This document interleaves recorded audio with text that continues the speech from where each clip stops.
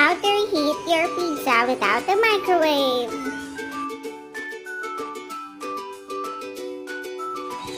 Put it in a plate. Ayan, ganyan. And then, put it in a pan with water. Then cover, of course. We will let the water boil.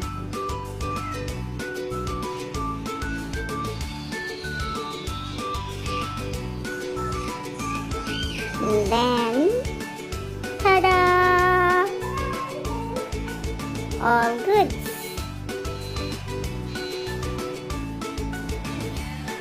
No microwave.